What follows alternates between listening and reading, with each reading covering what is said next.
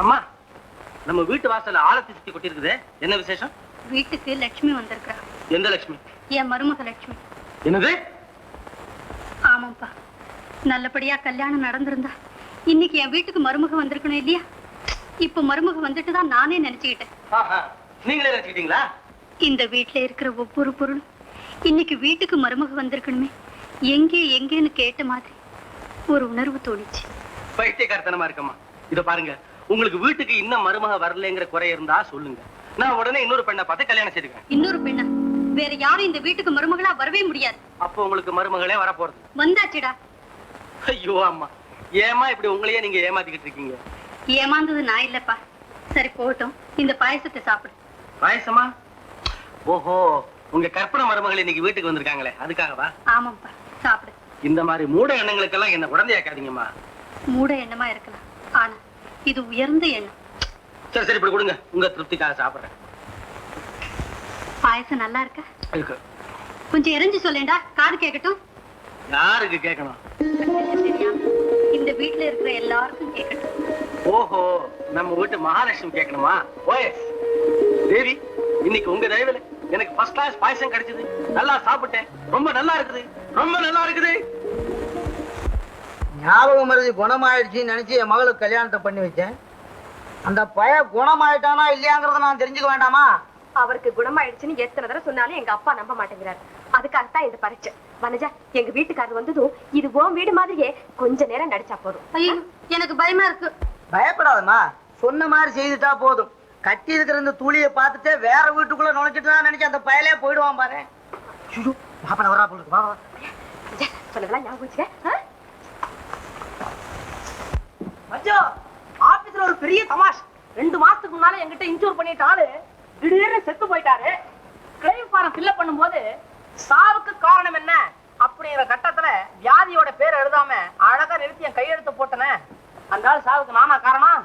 ஐயோ, இன்னைக்கு ஆபீஸ்ல போலீஸ் எல்லாம் வந்து வச்சு வாங்குன்னு வாங்கியிருக்காங்க பாரு. எல்லாத்துக்குமே ஞாபகம் மாதிரி தான் காரணம். அதான் இப்ப குணமாயி போச்சே. நம்ம வீட்டுல ஏது தூளி? யார் மாமாவா? நீங்க யாரு? மஞ்சு நினைச்சேன். என்ன விஷயமா வந்தீங்க? யாருமா நீங்க? நீங்க யாரு? இது என் வீடு. ஏதோ உங்க வீடா? என்ன பழையாறீங்களா? ஐயோ, டைரி கூட தூக்கி அடிச்சு விட்டேன்.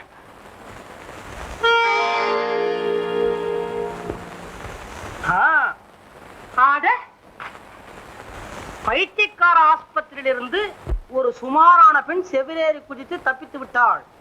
நீங்க தானே அது? என் வீட்டுக்குள்ள வந்து என்ன கலாட்டா இது? அப்போ இத உங்க வீடுன்னு சொல்றீங்க? ஆமா.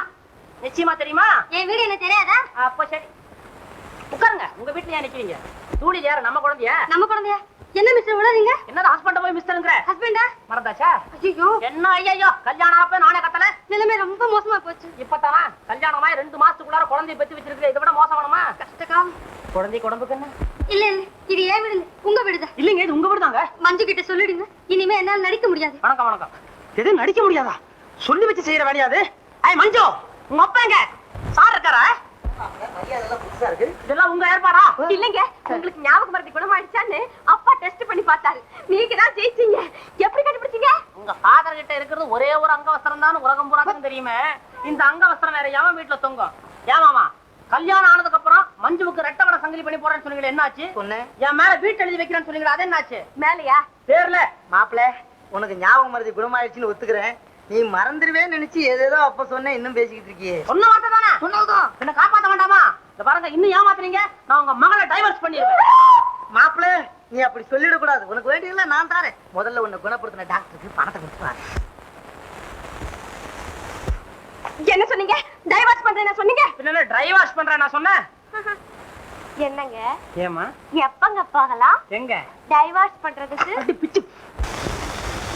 சித்ரா, இங்க வாமா. நேரம் ஆயிடுச்சு, போய் படுத்துக்கோ. சரி.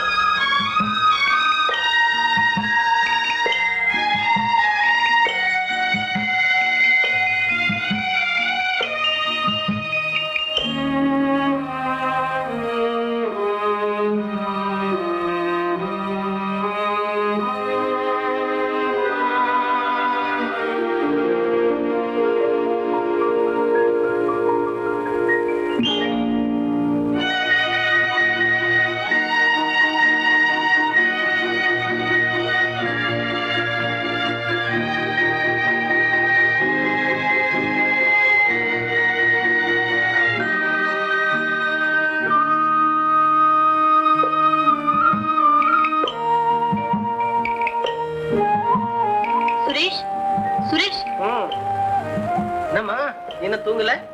இந்த நிலைமையில நான் எப்படிப்பா தூங்குறது? ஏன்? எலியும் புனியும் ஒரே ரூம்ல மாட்டிக்கிட்டு இருக்கேன்.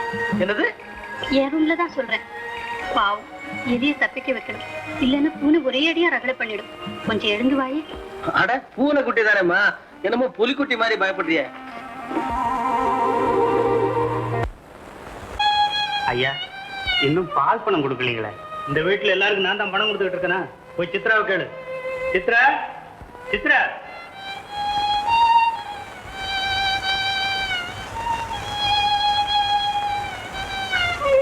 மாமா, நான் சித்ராவை தானே. சித்ரா இங்க இல்லாதது கூட எனக்கு ஞாபகம் இல்ல. நான் சித்ரா இங்க இருக்கிறதாகவே நினைச்சு ஏதோ பேசிக்கிட்டு இருக்கேன். சித்ரா இல்லாதனாலதான்ப்பா உங்களுக்கு எல்லாம் சம்பளம் கிடைக்கல. அவ இருந்தா கரெக்டா கொடுத்துருப்பா. அவ இல்லாம எவ்வளவு கஷ்டமா இருக்கு தெரியுமோ? சித்ரா அந்த வீட்டுல எப்படி இருக்கான்னு ஒரு தகவல் இல்லையே. எப்படி தெரிஞ்சுக்கிறதுன்னு புரியலையே. ஆனா அவ புத்தாலி பொண்ணு, எந்த நிலைமையும் சமாளிச்சுக்குவா. உங்களுக்கு பணம் கொடுக்கணும்ல, இருங்க நானே கொடுக்குறேன். அத்தை, மாடி பாத்ரூம்ல தண்ணி வரல, நான் இங்கேயே குளிச்சிடுறேன். சரிம்மா. அவர் வந்துட மாட்டாரு. அவன் குளிக்க வர்றதுக்கு இன்னும் கொஞ்சம் நேரம் ஆகும். நான் தான் காவல் இருக்கேனே. இப்போம்மா.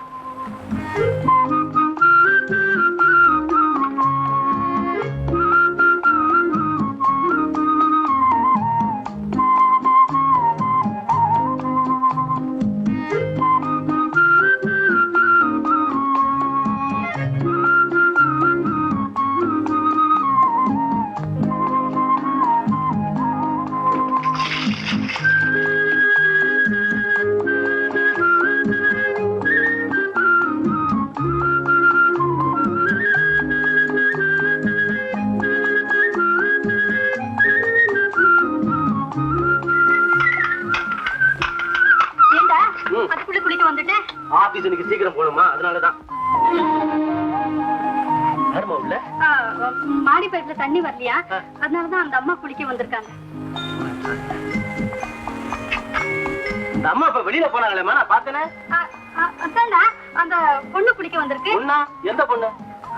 பொண்ணு நம்ம குழந்தை ராணி. அந்த பெரிய மனுஷியா?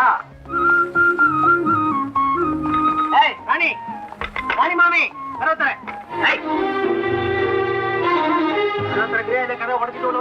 குழந்தை குளிக்கும் போது ஏன்டா இப்படி கலாட்டா பண்றேன்? கலாட்டா பண்ணிடுவோம், சும்மா இருங்க. இவ்வளவு தப்பா போட்டுருக்காங்க, எப்படி போட்டுக்கிட்டா?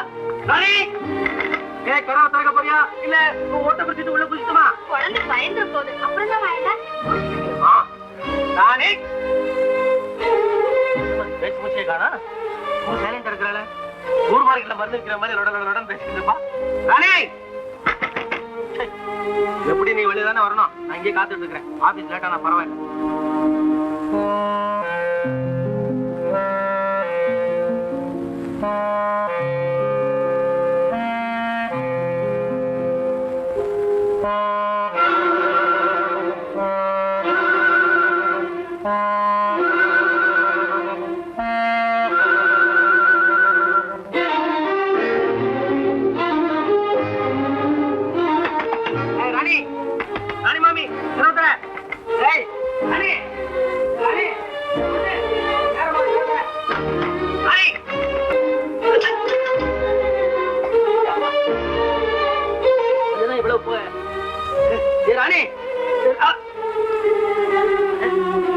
ஓடிட்டாமா?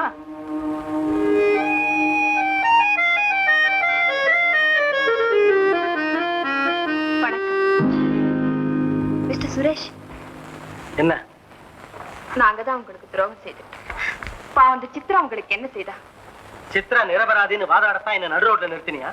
சரி, உண்மையை சொல்ல முடியுமே தவிர அதை உணரும் சக்தி உங்களுக்கு எப்படி கொடுக்க முடியும்? போகட்டும், சித்ரா எப்படி இருக்கான்னு பார்க்கத்தான் உங்க வீட்டுக்கு புறப்பட்டேன். சித்ராவா? ஏன் வீட்லயா? ஏதாவது கனவு கண்டியா? என்ன சொல்றீங்க? சித்ரா உங்க வீட்டுல இல்லையா? ரவி சம்பந்தப்பட்ட யாருமே என் வீட்டுல காலடி எடுத்து வைக்க முடியாது. உங்க வீட்டுக்கு போறதா தானே லெட்டர் எழுதி வச்சுட்டு போயிருக்கா? நான்சென்ஸ். அவ என் வீட்டுக்கு வர வேண்டிய அவசியம் இல்லை. ஐயோ, எனக்கு ஒண்ணுமே புரியலையே. பின்ன அவ எங்க போயிருப்பா? யாருக்கு தெரியும்?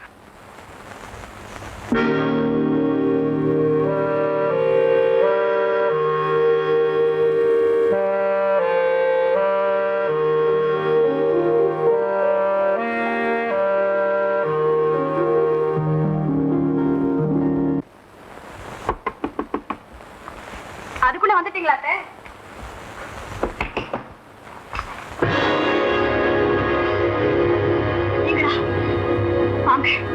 என் வீட்லயே என்ன நீ வரவேற்கிறியா? வந்து இல்ல. எத்தனை நாளா எனக்கு தெரியாம நீ இந்த வீட்டுல மறைஞ்சிருக்கிற? என்ன மன்னிச்சிடுங்க. ஐயோ, என்ன போக சொல்லாதீங்க, என்ன போக சொல்லாதீங்க. அழுது காரியத்தை சாதிக்கலாம் நினைக்காதே. அழமாட்டேன், இனி நான் அழமாட்டேன். எனக்கு இந்த வீட்டுல என்ன குறைச்சு? என் கணவர் வீட்டுல இருக்கும் போது நான் எதுக்காக அழணும்? கணவர் கனவு கூட காணாதே. உனக்கு இங்க இடமே கிடையாது. அப்படி சொல்லாதீங்க. இத்தனை நாள் இருந்த மாதிரி உங்க கண்ணிலேயே படாமலேயே இருந்துக்கிறேன். என் முகத்தை உங்களுக்கு காட்டாமலேயே உங்களுக்கு செய்ய வேண்டிய பணிவிடைகளை செய்ய அந்த சந்தர்ப்பத்தையாவது எனக்கு கொடுங்க. போதும், நிறுத்தடா. அவ இங்கதான் இருப்பா. ஓஹோ, நீங்களும் இந்த திட்டத்துக்கு உடந்தையா? நாங்க என்னடா சதி திட்டமா செய்யறோம்?